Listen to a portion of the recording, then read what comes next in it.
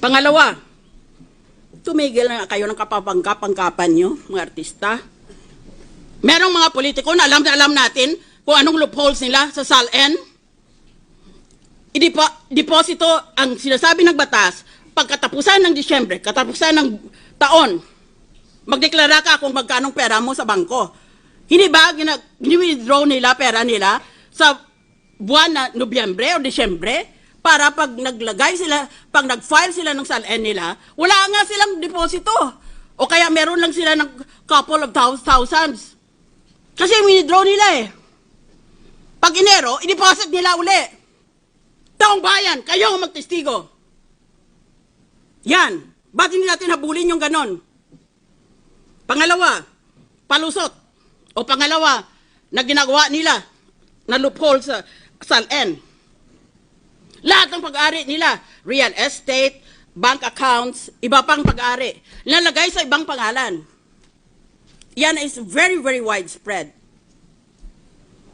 O di wala nga naman silang pag-ari. Dahil lahat, linagay na nila sa ibang pangalan. Kung bawal ang asawa at ang mga anak, dahil sa batas ay inspeksyonin pati yan, yung mga malapit sa kanila, di doon sa mga malalayo ng mga kamag-anak. O kaya maski hindi kamag-anak, sa kaibigan na pinagkakatiwalaan nila. What a hypocritical accusation.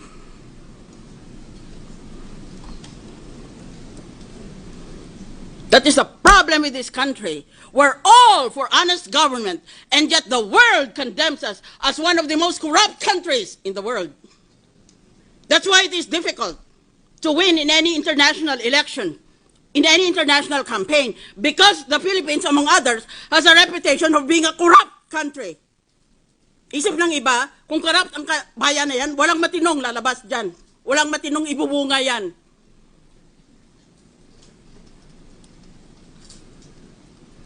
Ba't bawat isa ba sa inyo, walang sala tungkol sa SALN? Bigyan nyo ako ng isa pang buhay. Panginoon, bigyan mo ako ng isa pang buhay at imbestigahin ko lahat. Isa-isa. Dito sa Senado at sa House of Representatives. Tignan natin. Pati sarili ko, imbestigahin ko. Order, please.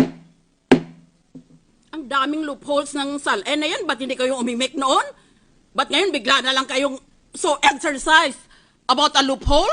Well, if that is the case, then let us all just put our assets in dollars and know the purpose of the SALN will be perverted or corrupted. That is true. But what about all the other loopholes? Bakit ngayon lang kayo nagalit tungkol sa loophole na yan? Bakit doon pa? Dahil yung iba sa atin,